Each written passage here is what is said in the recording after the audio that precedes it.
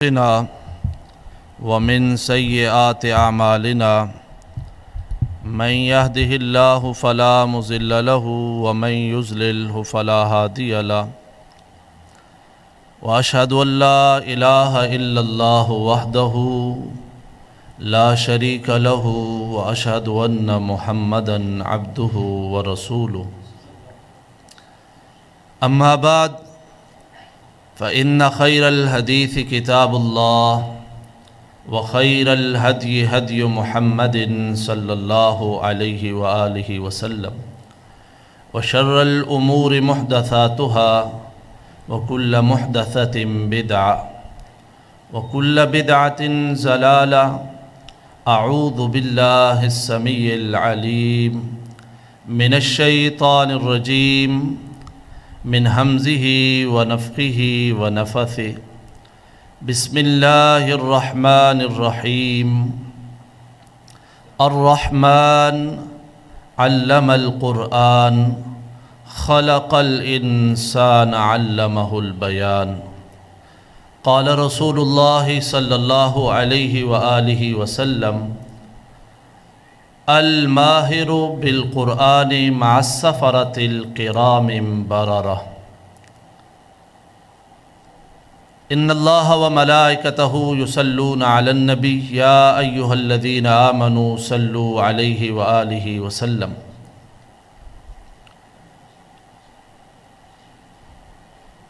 ہر قسم کی حمد و ثنا، کبریائی، بڑائی، یکتائی، تنہائی، بادشاہی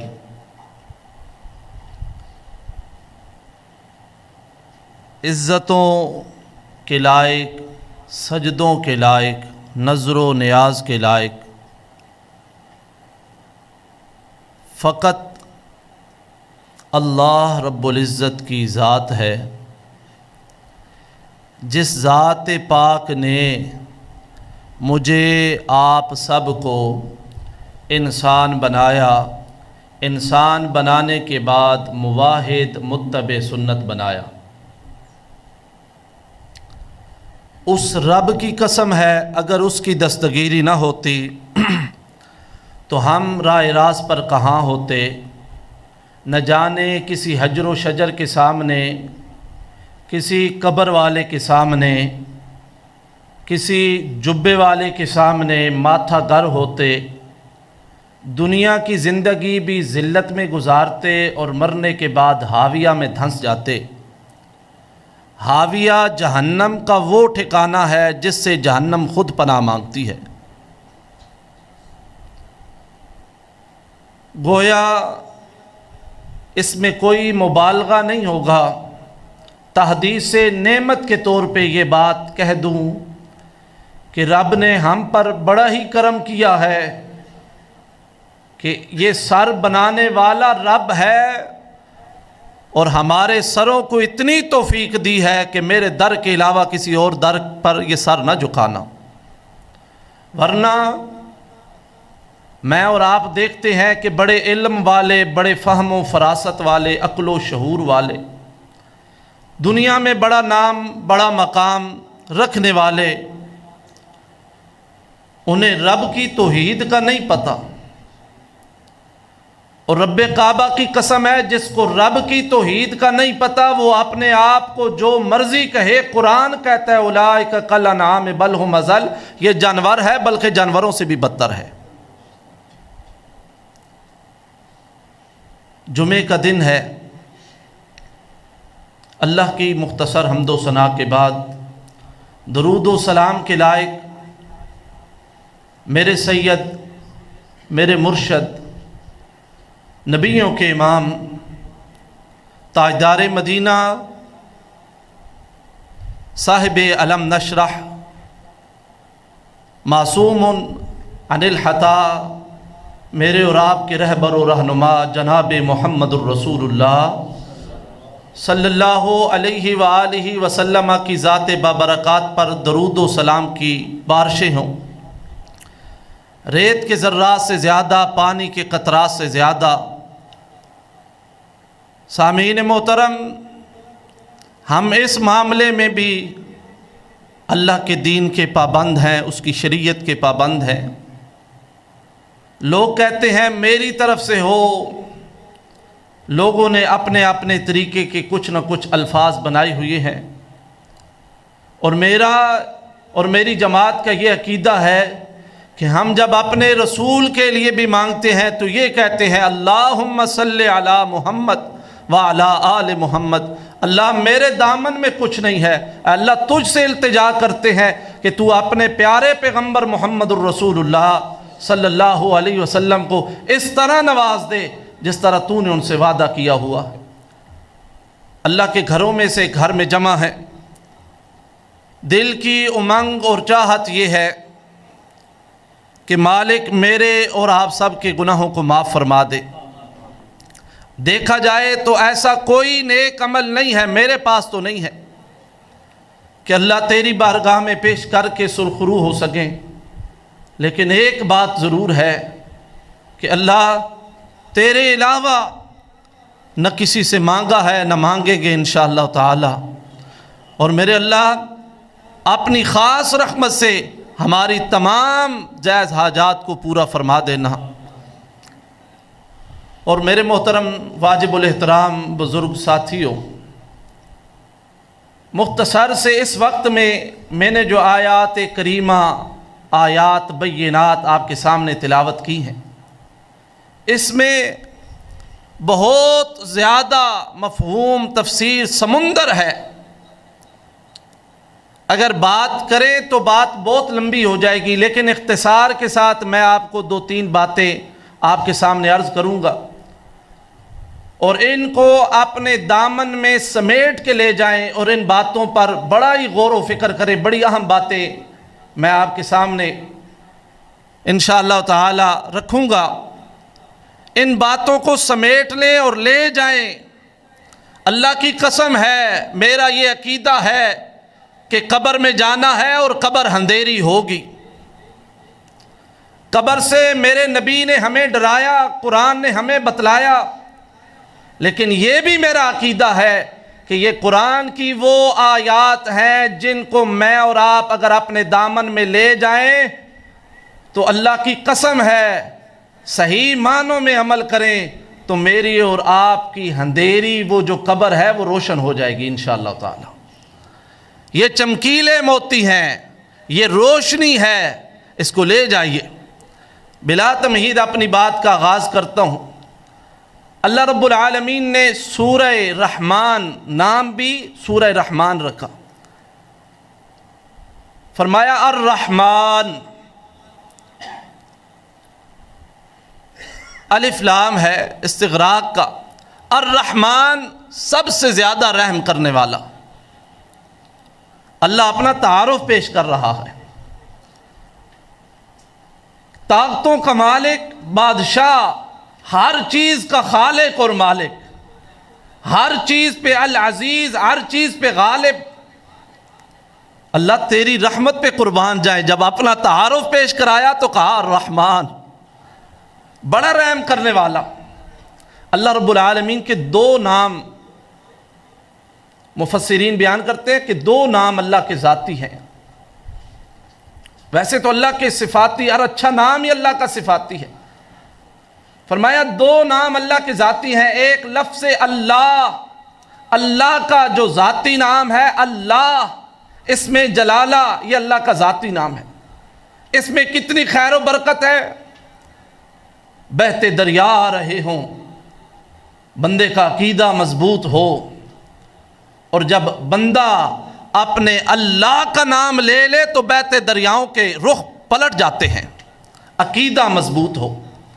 بات سمجھیے گا، میرے اور آپ کے پیر و مرشد جناب محمد الرسول اللہ صلی اللہ علیہ وسلم ایک سفر سے واپس آئے، تھکاوٹ ہے، ایک درخت کے نیچے آپ لیٹ گئے، آرام فرمانے لگے، اپنی تلوار کو درخت سے لٹکایا ہوا ہے۔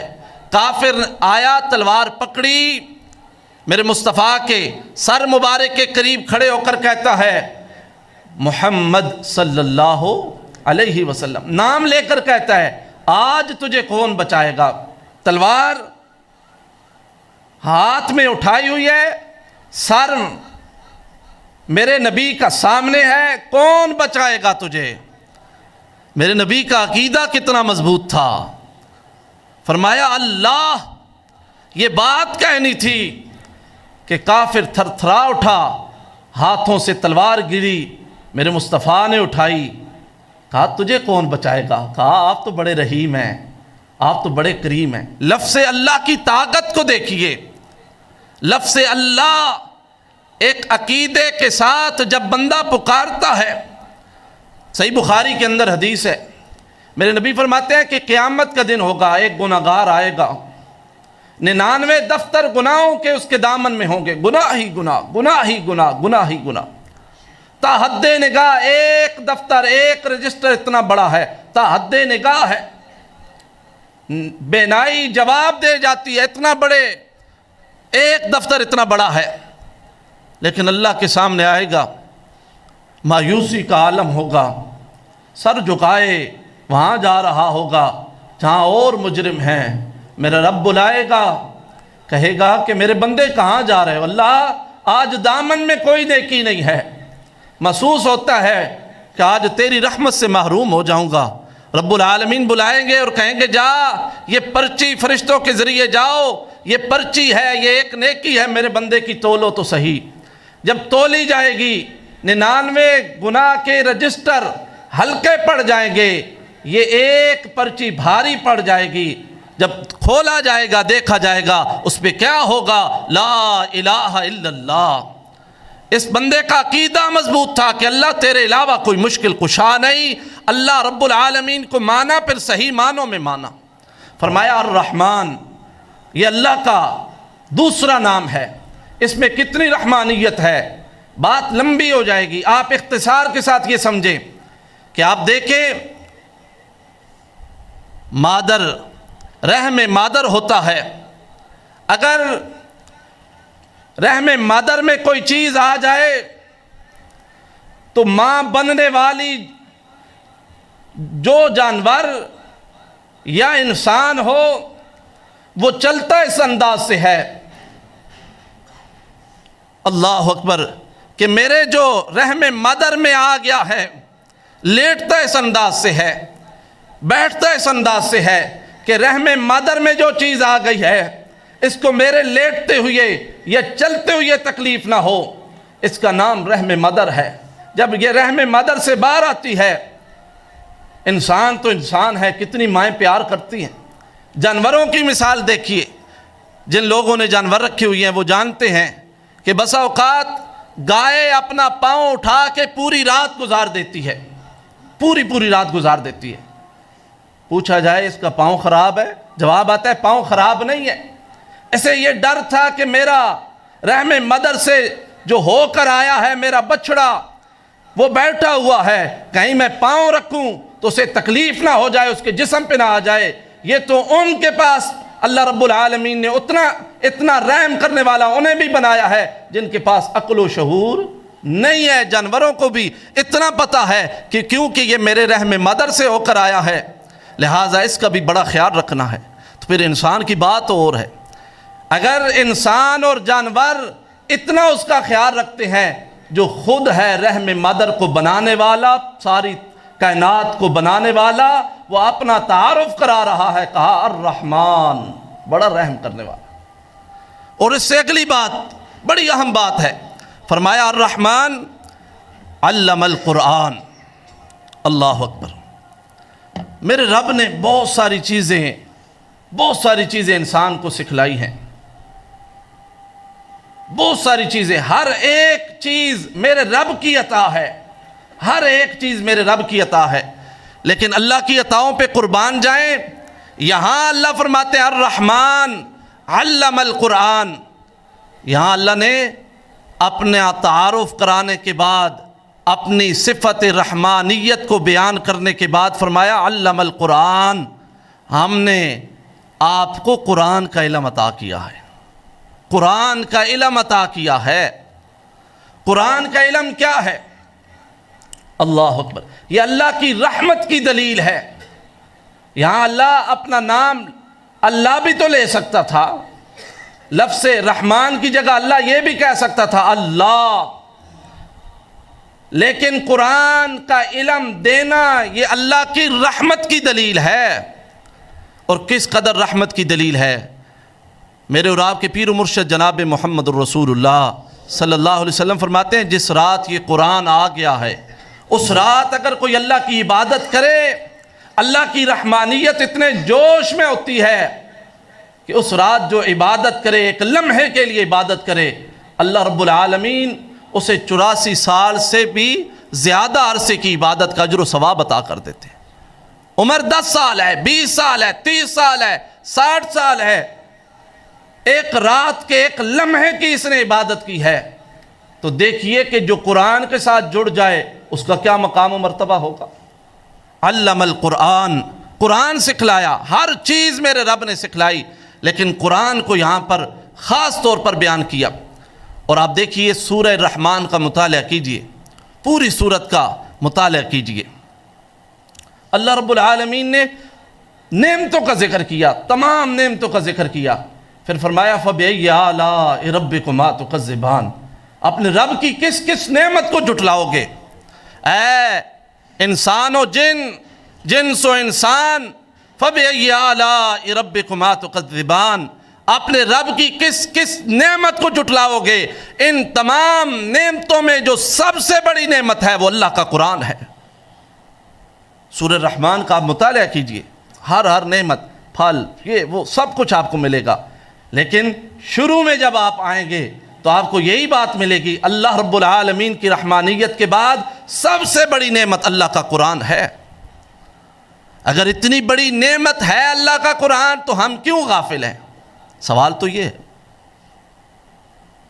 رب نے انعام کر دیا احسان کر دیا قرآن کی باری آتی ہے تو بڑے بڑے بہانے بنائے جاتے ہیں. سب کچھ اس میں تھا لیکن چھوڑ دیا. فرمایا علم القرآن خلق الانسان.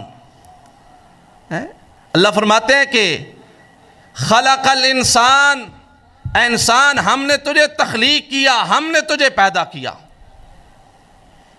الرحمن علم القرآن خلق الانسان انسان ہم نے تجھے تخلیق کیا. اللہ تخلیق تو نے ہر ایک چیز کو کیا ہے ہر ایک چیز کو تو نے بنایا ہے ہر ایک چیز کو تو نے پیدا کیا ہے لیکن اللہ کہتے ہیں پھر اس بات پہ غور کر. فرمایا علمہ القرآن قرآن پہ غور کر اپنی تخلیق پہ غور کر اس سے پہلے کے قرآن پہ غور کر. فرمایا یہ جو انعام ہے قرآن کا یہ قرآن کا انعام اِنَّا عَرَضْنَا الْأَمَانَةَ عَلَى السَّمَاوَاتِ وَالْأَرْضِ وَالْجِبَالِ فَأَبَيْنَ أَن يَحْمِلْنَهَا وَأَشْفَقْنَ مِنْهَا وَحَمَلَهَا الْإِنسَانُ. اللہ فرماتے ہیں یہ جو قرآن ہے یہ جو میری امانت ہے یہ میں نے تمام آسمانوں پر پیش کی. آسمانوں یہ قرآن کا بوجھ اٹھا لو. آسمانوں نے جواب دیا اللہ نہیں اٹھا سکتے. بلند و بالا پہاڑوں پہ پیش کیا زمین پہ پیش کیا. زمین نے کتنے بوجھ اٹھائے ہوئے ہیں کتنے بوجھ اٹھائے ہوئے ہیں بڑے بڑے بوجھ اٹھائے ہوئے ہیں. فرمایا اس قرآن کو ہم نے زمینوں پر پیش کیا زمین نے کام نہیں بوجھ اٹھا سکتے. بلند و بالا پہاڑ کتنے مضبوط پہاڑ ہیں. پہاڑوں کی بلند و بالا اس کی مثال دی جاتی ہے مضبوطی کی مثال دی جاتی ہے. اس زمین کو قائم رکھنے کے لیے اللہ قرآن مجید میں فرماتے ہیں ہم نے ان پہاڑوں کو زمین کو ٹھہرانے کے لیے میخیں بنایا ہے. جو میخیں ہیں زمین کی انہوں نے جواب دے دیا انسان جب تیری باری آئی تو نے قرآن کو اٹھا لیا. اللہ کیا فرماتے ہیں آگے. اللہ فرماتے ہیں یہ ظالم بھی ہے اور جاہل بھی ہے. جب قرآن کا بوجھ اٹھایا ہے تو پھر قرآن سے دور کیوں بھاگتے ہو. قرآن کا بوجھ اٹھا لیا اور رب نے دوسرے انداز میں بیان فرمایا لو انزلنا هذا القرآن على جبل لرأيته خاشعا متصدعا من خشية الله. اگر یہ قرآن ہم پہاڑوں پہ نازل کرتے پہاڑ ریزہ ریزہ ہو جاتے سورہ بقرہ میں اللہ نے کیا فرمایا؟ ثم قست قلوبکم من بعد ذلك فہی کالحجارۃ او اشد قسوہ، اور تمہارے دل سخت ہو چکے ہیں۔ اللہ کتنے سخت؟ کہا پتھر بن چکے ہیں۔ پھر اللہ خود ہی فرماتے ہیں وہ پتھر بھی تو ایسے ہیں میرا نام سن کر پھٹ جاتے ہیں، میری خشیت کی وجہ سے، خوف کی وجہ سے پھٹ جاتے ہیں، ان سے بھی پانی چشمے جاری ہو جاتے ہیں۔ انسان تیرا دل تو پتھروں سے بھی سخت ہو چکا ہے۔ فرمایا خلق الانسان، اور انسان غور کر، ہم نے تجھے پیدا کیا ہے، ہم نے تجھے بنایا ہے۔ اللہ ساری زمین و آسمان کو تو نے بنایا، انسان کو کیوں کہہ رہا ہے کہ ہم نے تجھے بنایا ہے؟ فرمایا انسان اپنی پیدائش کے مرحلوں پہ ذرا غور کر، جب تیری پیدائش کا وقت آیا، تجھے بنانے کا وقت آیا، آئیے سورہ بقرہ میں اللہ کیا فرماتے ہیں؟ وَإِذْ قَالَ رَبُّكَ لِلْمَلَائِكَةِ إِنِّي جَاعِلٌ فِي الْأَرْضِ خَلِيفَةً، میں نے فرشتوں کو، دو مخلوقیں ہیں، جنات ہے اور دوسری کون سی مخلوق ہے جی؟ فرشتے۔ میں نے فرشتوں کو جمع کیا، کہا فرشتوں مشورہ دو، رب کو مشورے کی ضرورت نہیں ہے، رب کو سب علم ہے، لیکن اللہ رب العالمین اہمیت کو اجاگر کرنا چاہتے ہیں۔ بات سمجھیے گا، میرے رب نے کہا اس زمین پہ ہر ایک مخلوق میرے رب کی، یار جتنی بڑی چیزیں ہیں، وقت اختصار ہے، بڑی بڑی چیزیں، بڑے بڑے اتحاد جو کچھ بھی ہے، سب کس کا ہے؟ اللہ کا۔ لیکن انسان جب تیری باری آئی، رب کہتے ہیں میں نے تیرا مقدمہ لڑا۔ اللہ کہاں لڑا؟ کہا وَإِذْ قَالَ رَبُّكَ لِلْمَلَائِكَةِ إِنِّي جَاعِلٌ فِي الْأَرْضِ خَلِيفَةً، میں نے کہا فرشتوں میں اس زمین پر اپنا نائب بنانے والا ہوں۔ اور نائب سمجھتے ہو؟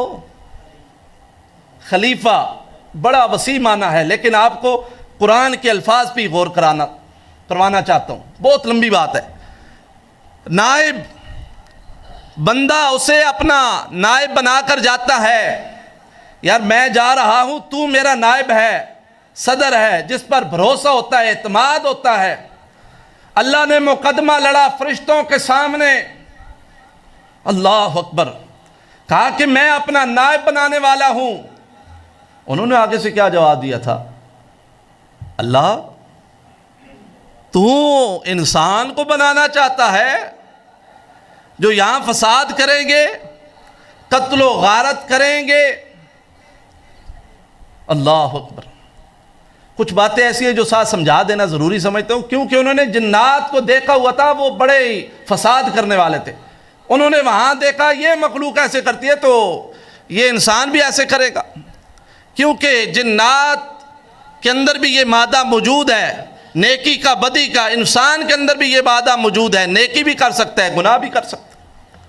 اللہ اکبر۔ پھر یہاں یہ سمجھے کہ میرے رب نے کہا کہ انسان بنا رہا ہوں، اپنا نائب بنا رہا ہوں۔ انسان بنانے کے بعد، اللہ اکبر، اپنا نائب بنانے کے بعد کس کو کہا؟ سجدہ کرو فرشتوں۔ سب نے سجدہ کیا، جن کو کہا تو بھی سجدہ کر، اس نے انکار کر دیا، اس نے انکار کر دیا۔ میرے رب نے کہا ان الشیطان لکم عدو فاتخذوہ عدوا، شیطان تمہارا دشمن ہے، اسے دشمنی سمجھو۔ کہاں اللہ کی رحمانیت، کہاں اس کی محبت، کہاں اس کے مقدمے، کہاں اللہ رب العالمین کا پیار و محبت والا انداز بنانا۔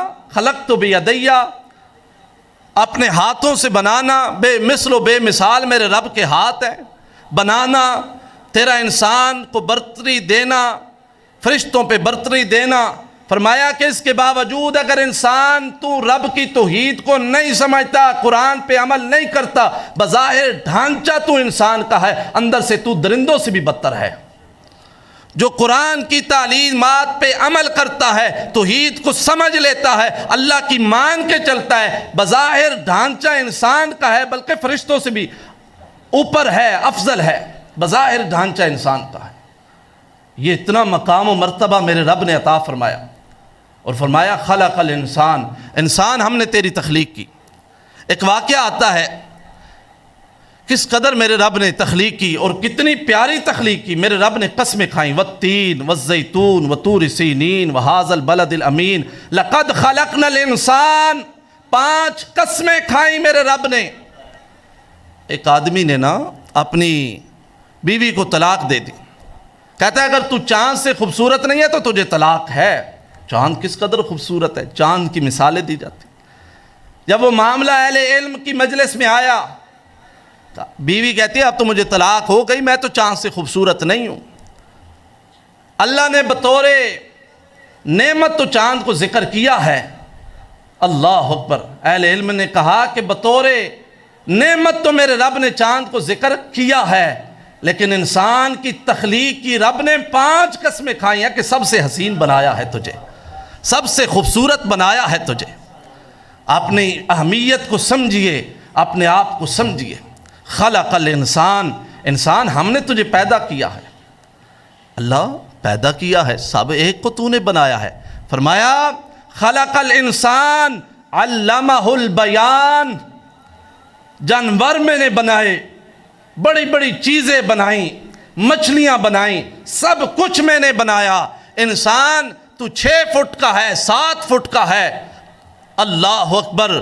لیکن انسان میں نے وہ تجھے عطا کر دیا جو کسی اور کو نہیں دیا ہے. علمہ البیان, تجھے بیان کی قوت عطا کی ہے, تو بیان کر سکتا ہے. اب بیان کیا کرنا ہے؟ بیان کس کو کرنا ہے؟ قرآن کو بیان کرنا ہے. اور قرآن کو بیان کرنا کتنا مشکل ہے.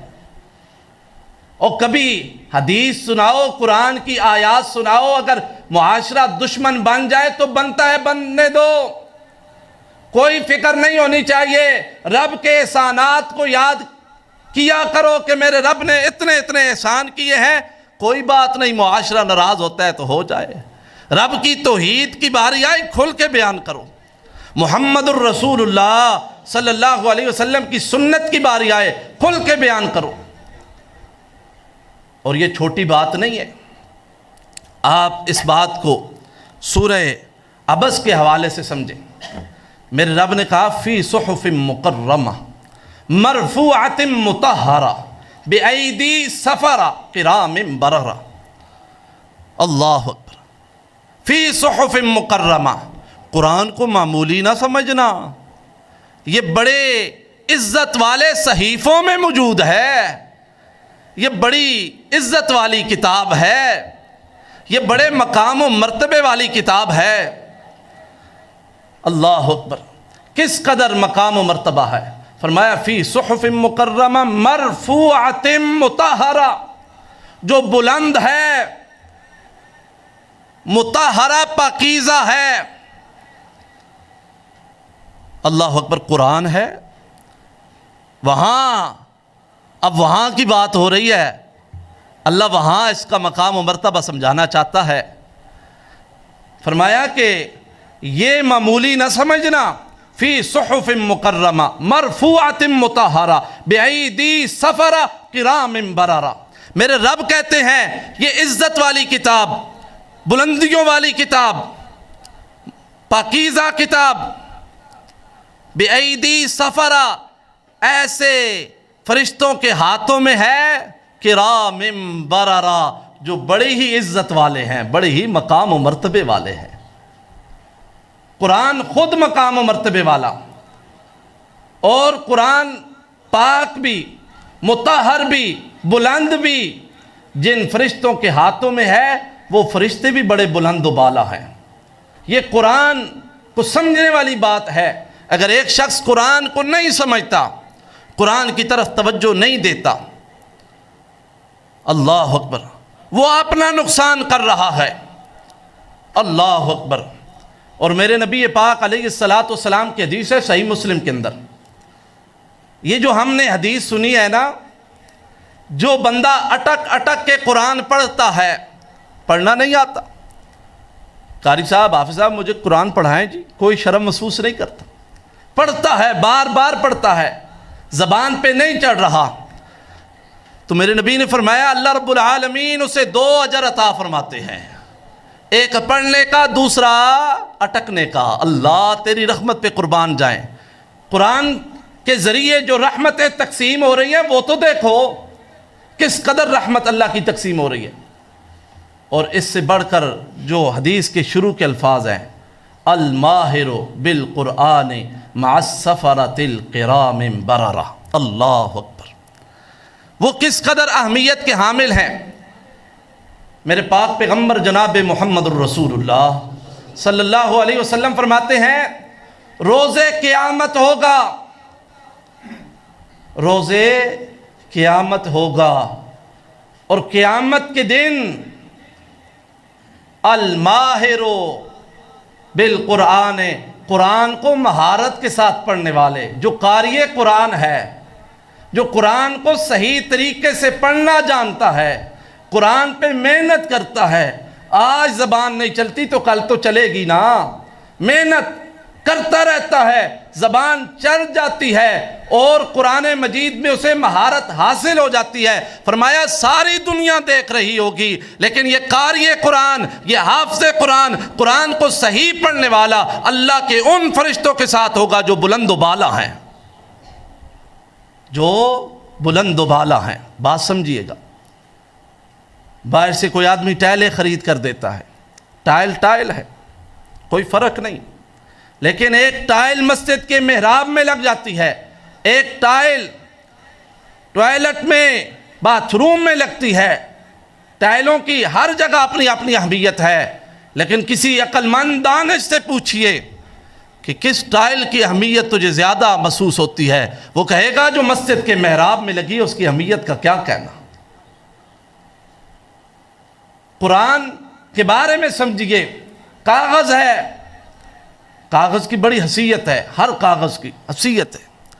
جب اسی کاغذ پہ مطالعہ پاکستان ہو اہمیت ہے، اسی کاغذ پہ رب کا قرآن ہو تو اہمیت بڑھ جاتی ہے۔ انسان انسان ہے، انسانوں میں کوئی فرق نہیں ہے۔ اگر فرق بنانا ہے، مقام کو اونچا کرنا ہے، بلندی چاہتے ہو تو پھر کیا بلندی ہے؟ اللہ اکبر۔ میرے نبی نے فرمایا خیرکم من تعلم القرآن وعلمہ، تم سب سے بہتر وہ ہے جو رب کا قرآن پڑھتا ہے۔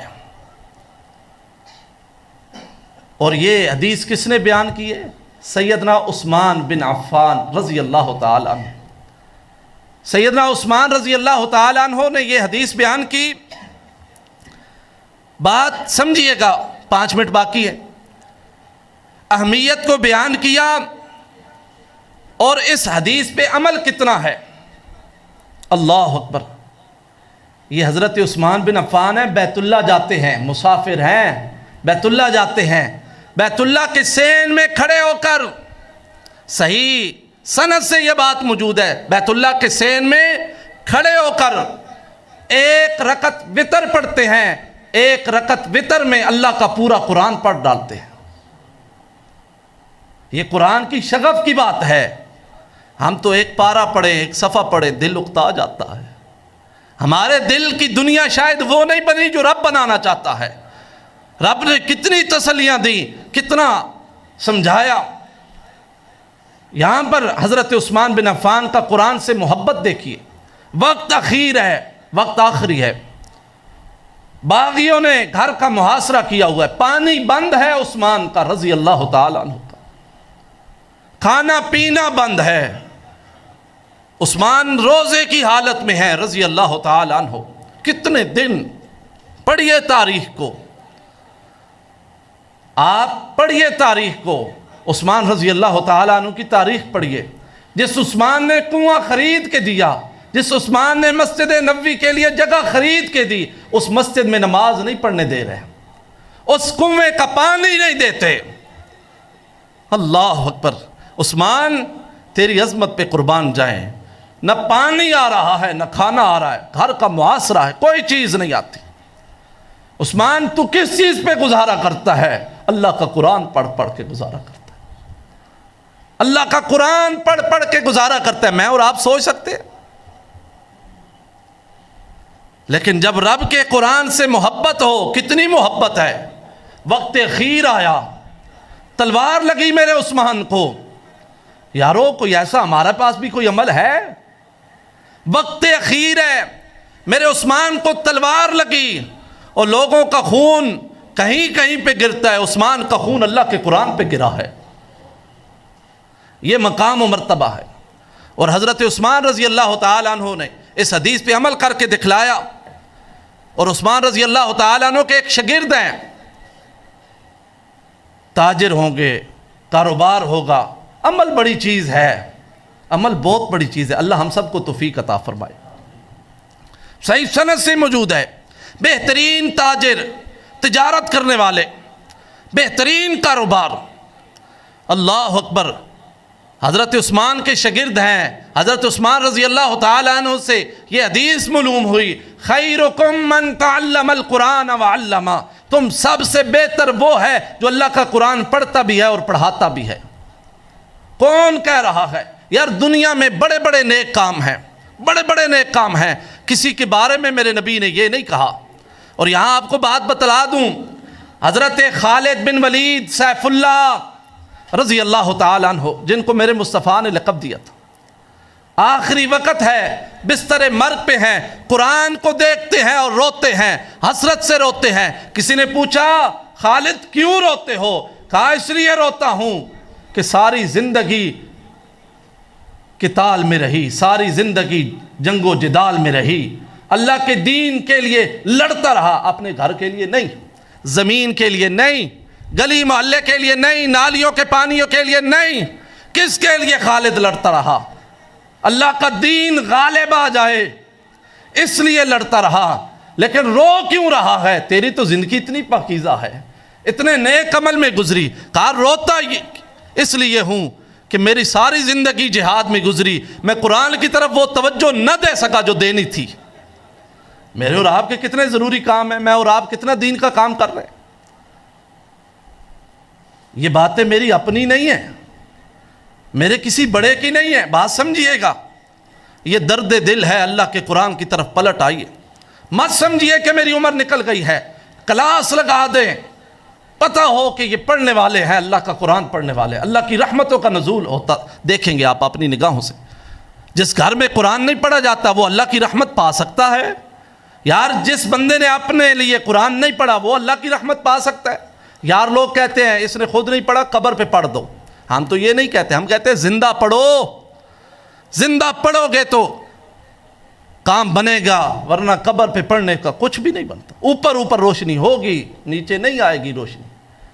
تیرا وجود نیچے ہے، تیرے وجود کے اندر اللہ کا قرآن نہیں ہے، تیرے قبر میں کیسے روشنی آئے گی؟ ہے نا بے وقوف والی بات؟ اگر قبر میں روشنی چاہتے ہیں تو خود قرآن پڑھیے، قرآن سے جڑ جائیے۔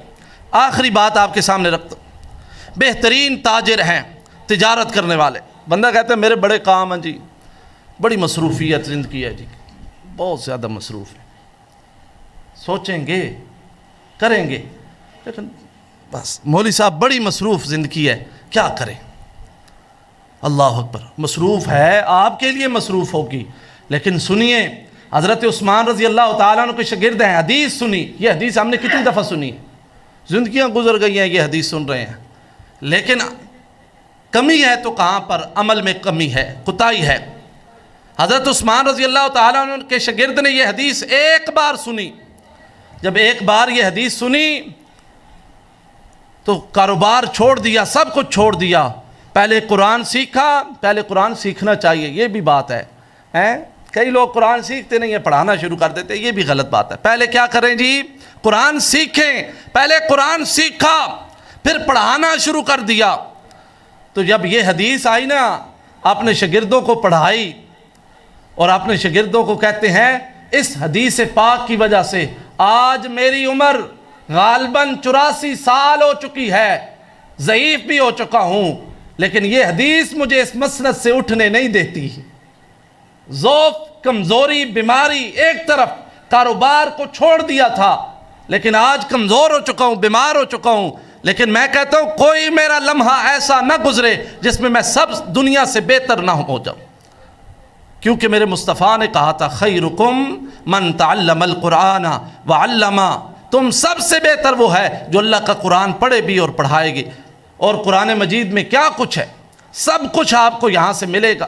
جب قرآن پڑھیں گے، حدیث مصطفیٰ پڑھیں گے، دائیں بائیں جائیں گے، گمراہیاں مقدر بنے گی، اللہ کے قرآن کی طرف آئیں گے، اللہ کی رحمت مقدر بنے گی، اللہ کے فرشتے استقبال کریں گے۔ قیامت سے پہلے جب روح قبض ہونے کا وقت آئے گا، فرشتے کہیں گے یا ایتھا النفس المطمئنہ ارجعی الی ربک راضیۃ مرضیہ، او آ جائے نفس مطمئنہ، تو اپنے رب پہ راضی، رب تجھ پہ راضی۔ اللہ اکبر۔ اللہ کرے ہمارا بھی ایسا وقت آئے، وقت اخیر ہمیں بھی ایسا نصیب ہو۔ نہیں تو دوسرے سورہ محمد میں کیا فرمایا؟